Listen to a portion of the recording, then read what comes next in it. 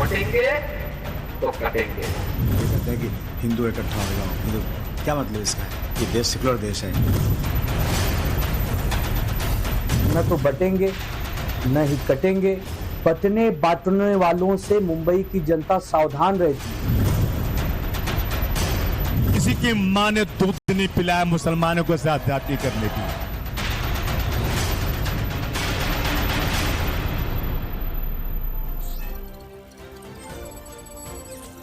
तो 23 नवंबर 2024 ये वो तारीख है जिसके बाद आपको यहां जो आप बैनर देख रहे हैं, इस पर महाराष्ट्र में पार्टियों के आगे जो क्वेश्चन मार्क दिख रहा है, जो प्रश्नवाचक चिन्ह दिख रहा है, उसकी जगह पर आपको जीत के आंकड़े दिखाई देंगे।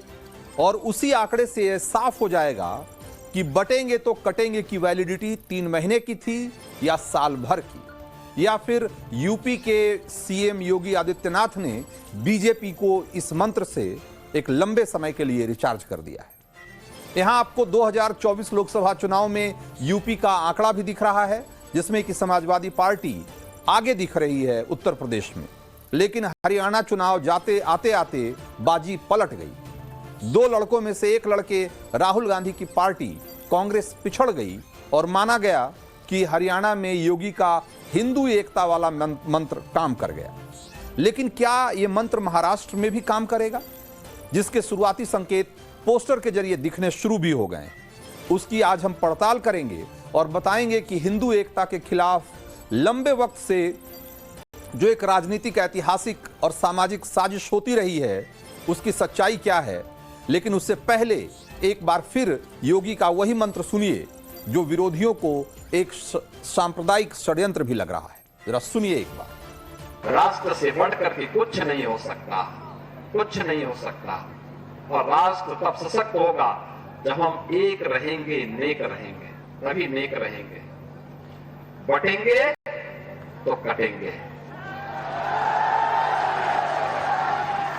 आप देख रहे हैं ना, बांग्लादेश में देख रहे हो ना, तो वो गलतियां यहां नहीं होनी चाहिए। बटेंगे तो कटेंगे, एक रहेंगे तो नेक रहेंगे, सुरक्षित रहेंगे और समृद्धि की पराकाष्ठा को पहुंचेंगे। तो ये तो था योगी का बयान। और अब ये देख लीजिए महाराष्ट्र के अलग अलग इलाकों में योगी आदित्यनाथ के बयान के जो पोस्टर लगे हुए हैं, वो सारे के सारे हम आपको एक जगह दिखा रहे हैं। एक साथ हम आपके लिए ये स्टूडियो में दिखा रहे हैं कि कहां कहां कौन से पोस्टर लगे और उस पर क्या मैसेज है। एक पोस्टर वो है जो मुंबई के अंधेरी ईस्ट में लगा है, दूसरा वेस्टर्न एक्सप्रेसवे हाईवे पे लगा है, और तीसरा बांद्रा इलाके में लगाई गई। और जरा होर्डिंग पर लिखा हुआ मैसेज भी पढ़ लीजिए। एकदम योगी के भाषण से डायरेक्ट लिया गया है। बाकायदे उनकी तस्वीर भी लगाई गई और लिखा है कि बटेंगे तो कटेंगे, एक रहेंगे तो नेक रहेंगे, सुरक्षित रहेंगे। पहली नजर में पोस्टर पर जो लिखा है वो पढ़ने पर आपके मन में आ सकता है कि इसमें बुराई क्या है। देश के लोगों में एकता रहेगी तो देश सुरक्षित रहेगा, यही तो सारे लोग कहते रहे हैं और वही पोस्टर में भी लिखा हुआ है। लेकिन देश की वो तमाम पार्टियां जो बीजेपी के नीतियों का विरोध करती आई है, वो इस वाक्य का एक अलग मतलब समझा रही है, और वो ये कि योगी जी देश की एकता की बात नहीं कर रहे, वो हिंदुओं की एकता की बात कर रहे हैं। अब मैं पूछता हूं कि क्या इस देश में हिंदू एकता की बात करना गुनाह है? क्योंकि इस देश में जातीय एकता की बात तो लंबे समय से होती रही है, हर चुनाव में होती है। दलित एकता की बात करिए तो एक सामाजिक न्याय का नारा हो जाता है, पिछड़ों की एकता की बात करिए तो भी सामाजिक न्याय का नारा हो जाता है, अल्पसंख्यकों की एकता, मुस्लिम एकता की बात करिए तो ये तो हर चुनाव में होता है और इस पर भी कभी कोई आपत्ति नहीं दर्ज कराता। लेकिन हिंदू एकता से कैसी चिढ़ है? क्या यह गुस्सा इसलिए तो नहीं है कि हिंदू एक हो जाएंगे तो जाति की राजनीति करने वालों की दुकान बंद हो जाएगी? अगर गलत है, अगर जातीय आधार, अगर गोलबंदी जातीय आधार पर सही है, तो फिर धर्म के आधार पर क्यों गलत है? और अगर धर्म के आधार पर गलत है, तो अलग अलग तरह की जातियों की गोलबंदी क्यों सही मानी जाएगी? इसका जवाब कोई नहीं देता। लेकिन जब भी हिंदू एकता की बात होती है, हर बार सारे लोग एकजुट होकर यही कहने लग जाते हैं कि एक सांप्रदायिक सियासत है। लेकिन असल में ये एक ही तरह के सियासत के अलग अलग पहलू हैं। सब लोग आइडेंटिटी पॉलिटिक्स ही कर रहे हैं, सब लोग पहचान की सियासत ही कर रहे हैं। लेकिन जातीय सियासत को एक तरीके से सामाजिक और राजनीतिक मान्यता मिली हुई है इस देश में, और धर्म के आधार पर होने वाली सियासत को एक सांप्रदायिक सियासत का तमगा दे दिया जाता है। ये एक तरीके से एक चलन है, और देश की बहुसंख्यक आबादी को बांटने और उनको अलग अलग धड़े में रखकर उनका वोट इस तरीके से उसका बंटवारा करने की एक चलन है इस देश में, जिससे कि कुछ खास पार्टियों की दुकान हमेशा चलती रहती। बड़ी आबादी बिखरी रहेगी, एकजुट नहीं हो पाएगी, तो उसमें सबकी दुकान चलती रहती है। और आज अगर आप इस पर सवाल करते हैं तो आपको कहा जाएगा कि आप सांप्रदायिक सियासत को हवा दे रहे हैं, उसका साथ दे रहे हैं। जैसे उदाहरण के तौर पे मैं आपको दिखाता हूं कुछ चीजें। महाराष्ट्र में समाजवादी पार्टी के पोस्टर बुआए हैं अबू आजमी। महाराष्ट्र चुनाव में बटेंगे तो कटेंगे के नारे के साथ योगी की एंट्री ने इन्हें परेशान कर दिया है। ये बीजेपी पर चुनाव को सांप्रदायिक रंग देने का आरोप लगा रहे हैं। लेकिन आपको हम अबू आजमी का 2 ताजा तरीन बयान सुनाते हैं। और 3 दिन पहले मालेगांव में अखिलेश यादव की रैली में अबू आजमी ने क्या कहा था वो भी सुनिए, और आज उन्होंने क्या कहा वो भी सुनिए, और फिर खुद तय कीजिए कि चुनाव को सांप्रदायिक कौन बना रहा है। और अगर एक तरह की सांप्रदायिकता या एक तरह से अगर अल्पसंख्यकों की एकता, मुसलमान एकता अगर सही है, तो हिंदू एकता गलत क्यों है? इसको भी जरा, इस सवाल का भी जवाब तलाशने की कोशिश करिए। लेकिन पहले अबू आजमी का वो बयान दोनों सुनिए। ये सांप्रदायिकता है, सांप्रदायिकता है। हम कहते हैं हिंदू, मुस्लिम, सिख, ईसाई, पारसी, दलित सब एक साथ रहो, सब एक साथ रहो, बंटो मत, एक साथ रहो। और ये कहते हैं कि हिंदू इकट्ठा हो जाओ, हिंदू, क्या मतलब इसका है? ये देश सेकुलर देश है, सबको मिलजुल कर रहना चाहिए। ये इस तरह की बातें करने वालों के खिलाफ लोगों को खड़ा होना चाहिए कि जो लोग धर्म के नाम पर लोगों को बांटने की बात करते हैं, उन्हें राजनीति करने का अधिकार नहीं होना चाहिए। हम 2 एमएलए, हमें 6-8 एमएलए चाहिए। और जिस दिन अखिलेश भाई 8 एमएलए हो गए ना, किसी की मां ने दूध नहीं पिलाया मुसलमानों को साथ जाति करने की। ये मेरा वादा है, ये मेरा वादा है। मैं जान देकर भी इस कौम के लिए अपनी जान दे सकता हूं, लेकिन झुक के किसी के सामने घुटने टेक नहीं सकता हूं। दोस्तों, मैं ज्यादा नहीं बोलूंगा। तो एक ही अबू आजमी के 2 अलग अलग बयान हैं, 2 अलग अलग चेहरे हैं। एक जो योगी के पोस्टर लगने के बाद वो बयान देते हैं, और दूसरा जो एक चुनावी रैली से वो मालेगांव में बोलते हैं। मालेगांव जहां की 80% मुसलमान वोटर हैं, वहां आजमी जो है अखिलेश यादव की मौजूदगी में किस तरह का बयान दे रहे हैं मंच से, वो आपने सुना। लेकिन एक तरफ उन्हें मंजूर नहीं होगा कि उन पर कोई सांप्रदायिकता का आरोप लगाए, लेकिन वो मंच से खड़े होकर एक कहने में बिल्कुल नहीं हिचकते कि मैं इस कौम के लिए जान दे दूंगा। और वो कह रहे हैं कि अगर हमारे 8 विधायक हो गए तो मुसलमानों को कोई हाथ नहीं लगाएगा। क्या आपको लगता है कि यह सांप्रदायिक सियासत नहीं है? कौम के नाम पर वोट मांगने का क्या ये जो इल्जाम लगाया जा रहा है वो सिर्फ एक तरफा है, वो सिर्फ योगी पर है? क्या यही इल्जाम इस बयान को सुनने के बाद आपको नहीं लगता है कि इसी इल्जाम में अबू आजमी से भी सवाल किया जाना चाहिए? लेकिन योगी के नाम पर पोस्टर लगा तो सब लोग मैदान में घेरने आ गए। समाजवादी पार्टी ने अब महाराष्ट्र की 4 सीटों पर अपने अभी तक 4 उम्मीदवार उतारे हैं, और वहां सारे के सारे जो सीटें हैं वहां मुस्लिम आबादी निर्णायक भूमिका में, और चारों के चारों उम्मीदवार मुस्लिम बिरादरी से हैं।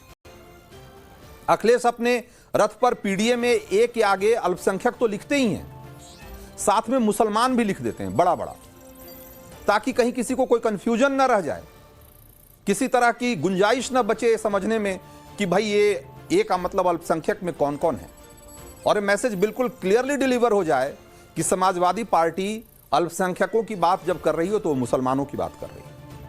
यानी अखिलेश धार्मिक हिसाब से अपनी सियासी गोटी फिट करें तो उसे सोशल इंजीनियरिंग और पीडीए का मंत्र कहा जाएगा, लेकिन योगी और मोदी अगर हिंदू एकता की बात कर दें तो देश का सामाजिक ताना बाना छिन्न भिन्न होने लगता है।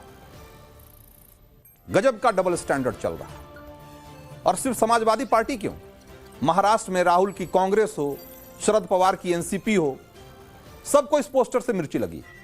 और तो और मुस्लिमों की पॉलिटिक्स करने का दम भरने वाले असदुद्दीन ओवैसी ने तो जब से बयान सुना है उसी दिन से रट लगा रहे हैं कि योगी समाज को बांटने निकले। अब आप ये समझिए कि क्यों बीजेपी को लग रहा है कि योगी का हिंदू एकता वाला मंत्र महाराष्ट्र में काम करेगा, और क्यों बीजेपी का विश्वास उनके विरोधियों को डरा रहा है। और ये समझने के लिए राज्य में मुसलमानों की आबादी का हिसाब किताब समझना होगा।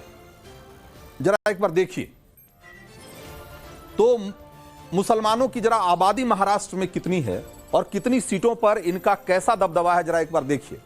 महाराष्ट्र में मुस्लिम आबादी करीब 1.5 करोड़ के आसपास है, और ये 2011 की जनगणना के हिसाब से है।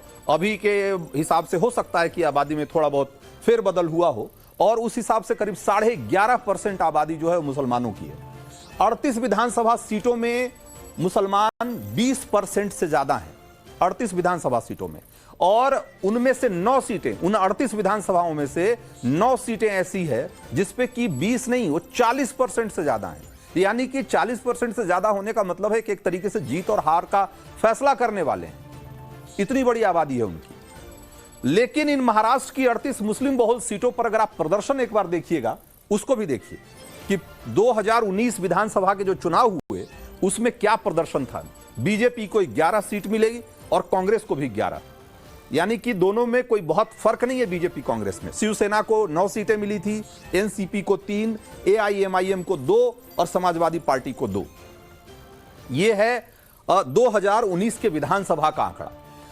अब जरा महाराष्ट्र की इन 38 मुस्लिम बहुल सीटों पे 2024 के लोकसभा में क्या हुआ, एक बार देखिए, फिर आप कहानी समझ पाएंगे कि इतनी बेचैनी क्यों है योगी आदित्यनाथ के इस बयान और पोस्टर से। इस 38 सीटों में से 20 सीटों पर, 38 में से 20 सीटों पर एनडीए का वोट शेयर बढ़ा, और वो भी कोई मामूली बढ़त नहीं है। वो इन 20 सीटों पर एनडीए का वोट 20% से ज्यादा बढ़ा। आप सोचिए, 20.13% बढ़ा इन मुस्लिम बहुल सीटों पे, उसमें जो 38 सीटें हैं उसमें से 20 पर। तो 2024 का यही आंकड़ा बीजेपी का उत्साह बढ़ा रहा है। बीजेपी मान रही है कि अगर हिंदू एकता की रणनीति से आगे बढ़ते हैं और अगर सभी 40 मुस्लिम बहुल सीटों पर हिंदू एकजुट हो गए तो उसका आंकड़ा, उसका नंबर और बेहतर हो सकता है, क्योंकि हिंदू मोबिलाइजेशन के मंत्र से जातियां जुड़ेंगी और दूसरी तरफ मुस्लिम वोटों के टूटने की पूरी संभावना मानी जा रही है। क्योंकि महाराष्ट्र का मुस्लिम वोट पाने के लिए राहुल और शरद पवार पहले से ही झगड़ रहे हैं। ओवैसी और अखिलेश की भी उसमें एंट्री हो गई है, जिसकी वजह से वहां टेंशन बढ़ गया है। मुस्लिम वोटों को लेकर एक अनार और 100 बीमार वाली हालत दिख रही है। और अब आपको यह बताते हैं कि बीते दिनों में महाराष्ट्र की राजनीति में किन मुद्दों की धमक रही है और कैसे इन्हीं मुद्दों ने हिंदू वोट बैंक को एकजुट करने और मजबूत बनाने का काम किया है। लोकसभा चुनाव में महाराष्ट्र की 48 सीटों में से विपक्षी गठबंधन एमवीए को 30 सीटों पर जीत मिली, और राज्य के डिप्टी सीएम देवेंद्र फडणवीस ने उसे वोट जिहाद से जोड़कर बताया, उसे कहा कि वोट जिहाद की वजह से ऐसा हुआ है। उन्होंने दावा किया कि एक विशेष समुदाय के लोगों ने हिंदू उम्मीदवारों को हराने के लिए सामूहिक रूप से मतदान किया, उग्र होकर और एकजुट होकर के मतदान किया, जिसकी वजह से इस तरह के नतीजे आए। उसी के बाद से ध्रुवीकरण तेज हुआ। इसी दौरान रामगिरी महाराज और बीजेपी विधायक नितेश राणे ने कई विवादित बयान दिए, जिससे कि राज्य में एक अलग तरह की राजनीति और शुरू हुई और एक तरीके से हिंदू मोबिलाइजेशन थोड़ा बढ़ा। चुनाव का ऐलान होने के ठीक पहले राज्य के मुख्यमंत्री एकनाथ शिंदे ने खुद कहा कि वो आखिरी सांस तक हिंदुत्व नहीं छोड़ेंगे। और तो और बाबा सिद्दीकी की जो हत्याकांड हुआ, उसमें भी कुछ सांप्रदायिक सियासत को बढ़ावा देने की कोशिश हुई। इन सभी सुलगते मुद्दों को देखकर यह अंदाजा लगाना मुश्किल नहीं है कि राज्य की बड़ी आबादी जब ईवीएम का बटन दबाएगी तो उसके दिलो दिमाग पर कौन कौन से एजेंडे हावी होंगे। बीजेपी और उनके साथी मान रहे हैं कि हिंदुत्व की लहर है और विपक्षी मान रहे हैं कि योगी के पोस्टर उसी लहर को भुनाने का एक हथियार है, एक औजार है, एक तरीका है। लेकिन ये मत भूलिए कि महाराष्ट्र को हिंदुत्व की प्रयोगशाला आज कोई नया नहीं कहा जा रहा है। यहां हिंदुत्व सत्ता का समीकरण लंबे समय से बनाता और बिगाड़ता आया है और महाराष्ट्र को हिंदुत्व की प्रयोगशाला बनाने का जो सबसे सफल प्रयोग है वो शिवसेना के संस्थापक बाला साहब ठाकरे ने किया था। वहां ठाकरे अपनी बेबाकी के साथ साथ कट्टर हिंदुत्व की राजनीति के चलते बहुत लोकप्रिय थे। 80 के दशक के आखिर में बाला साहब ठाकरे ने पहली बार हिंदुत्व की राजनीति की चुनावी पिच पर टेस्टिंग की। विले पार्ले में विधानसभा का उपचुनाव था और ठाकरे ने खुल्लम खुल्ला हिंदू वोटरों के वोट से वोट देने की अपील की थी। आगे चलकर यह अलग बात है कि इसी की वजह से 1999 में बाल ठाकरे को 6 साल के लिए वोटिंग राइट से पर बैन लगा दिया गया था उनके। जबकि इसके उलट आज की तस्वीर यह है कि बाल ठाकरे की विरासत को आगे बढ़ाने का दावा करने वाली शिवसेना के उद्धव गुट पर यह आरोप लगते हैं कि उसने हिंदुत्व के मुद्दे के साथ समझौता कर लिया है। और यही वजह है कि अगस्त में जब केंद्रीय गृह मंत्री अमित शाह ने मुंबई में महायुति के चुनाव प्रचार अभियान का आगाज किया तो उन्होंने विपक्षी गठबंधन एमबीए को, जिसमें उद्धव की शिवसेना भी शामिल है, उसे औरंगजेब फैन क्लब बताया। कहा जाता है कि बाल ठाकरे ने 3 कसम खाई थी कि पहली बात तो यह कि कभी आत्मकथा नहीं लिखेंगे, दूसरी कभी खुद चुनाव नहीं लड़ेंगे और तीसरा कि वो कभी कोई सरकारी पद नहीं लेंगे। और उन्होंने पूरी जिंदगी अपने तीनों कसम उन्होंने निभाए। लेकिन बीजेपी आरोप लगाती है कि उद्धव ने उनकी हिंदुत्व वाली विरासत के साथ समझौता कर लिया। एकनाथ शिंदे ने यह भी आरोप लगाया कि चूंकि उद्धव ने जिस तरीके से हिंदुत्व के साथ समझौता किया, इसकी वजह से उन्हें उद्धव से अलग होना पड़ा। अब सवाल यह है कि क्या महाराष्ट्र, जो बाल ठाकरे के हिंदुत्व की प्रयोगशाला रही है, वहां सीएम योगी की एंट्री से हिंदू एकता का जो प्रयोग है उसको एक नई दिशा मिलेगी और हिंदुत्व की राजनीति कोई नया गुल खिलाएगी। तो आने वाले विधानसभा चुनाव में इसका जवाब आपको क्लियर कट पता लग जाएगा।